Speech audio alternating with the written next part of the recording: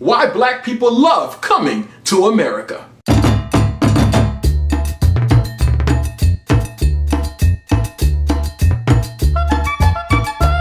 Hello everybody, it's your favorite Haitian YouTuber Renan Esteem, and today I'm going to give you the top 10 reasons why people love the film Coming to America. And trust me, you will definitely relate. And starting at number 10 is Black Awareness Week with Randy Watson and Sexual Chocolate. This scene was dripping with blackness, from the blue three-piece suit to the Jerry curl.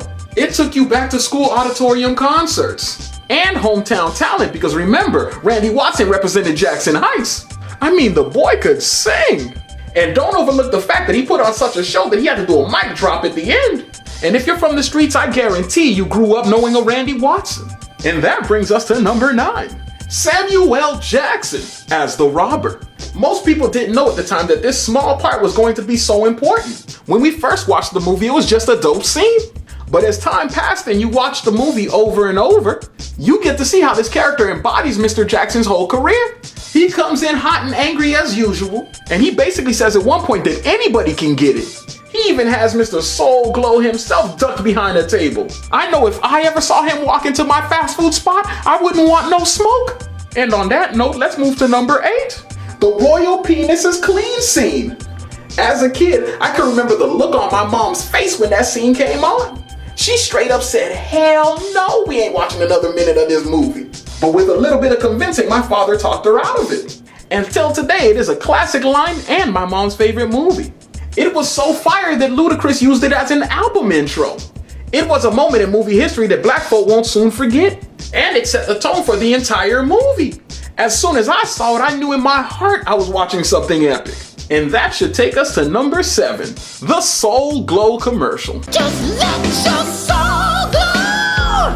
Just let it shine through. Just let your soul, baby, feeling oh so silky smooth. Just let it shine through. This to me is the most spiritual moment of the film.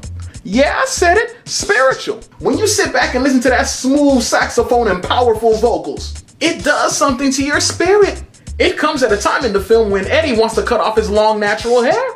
And seeing a commercial for a product that would end up damaging the hair on many black folks is creepy and enlightening at the same time. Even the words in the song seem to be uplifting the people with one hand and destroying them with the other. It was a beautiful contrast, and I think that's why most black people love that scene. And now number 6. My son works is the favorite line for a lot of people. And I completely understand that, because we all wish we were rich. We daydreamed that one of our family members would end up being a king and we'd be able to kick back and relax for the rest of our lives. Plus, James Earl Jones has the blackest voice I ever heard in my life. It is deep, powerful, and demands your attention. Anything that comes out of his mouth sounds like a king said it. I mean, this is Mufasa we talking about here. And I'm pretty sure we could talk about Mr. Jones all day, but that brings us to number 5. She's your queen to be. Has to be the greatest wedding song in a movie.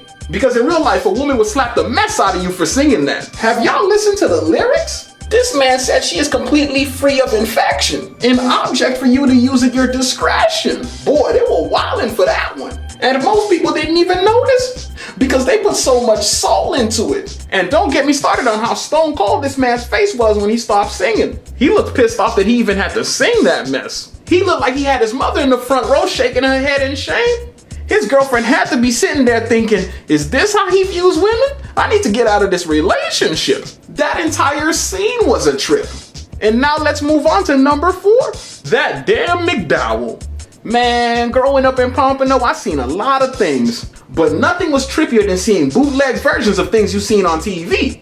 And I think that's why that scene is so relatable to a lot of black people. We've seen bootleg versions of albums, stores, and cereal. So the moment we saw McDowell, we got the joke immediately. And the icing on the cake is that they sent private investigators to take pictures of his spot. It was getting so bad, he was chasing them off the block. That should go into the Hall of Fame, because I still roll every time I see that scene. And now let's go to number 3, the beautiful Patrice. Now, I don't know about y'all, but most of the people I knew were feeling her. And yes, we were very aware that she was money hungry. And yes, we are aware that she was jumping dude to dude. but she looked like she was ready for that action. She seemed like the wild sister that would sneak out and come hang out with you. She was straightforward, no games, and I think a lot of men appreciated that type of personality. And I guess that brings us to number 2, the king's punishment. Usually when you hear a king's about to punish someone, the first image that flashes through your mind is a beheading. And the way Semi got hemmed up, you thought things were about to get ugly. But the moment he bowed his head down in shame, he heard the total opposite. The king told them to take this man's butt to a hotel suite and to make sure that the beautiful ebony women wash him thoroughly. If you look back at that scene, he is smiling from ear to ear, and I sure as hell don't blame him. And finally, we've reached reason number 1, the barber shop. This scene is iconic and it's been mimicked over and over. I've even seen entire movies based around barbershops because of Coming to America. It is the glue that held the entire movie together. Every costume and every joke is a masterpiece. It was so good that some people didn't even know Eddie was playing some of the characters. It was pure movie magic, and I really hope to see it again in Coming to America too. And I'd love to know what your favorite scene is. And when you're done telling me in the comments section, watch another video and hit subscribe.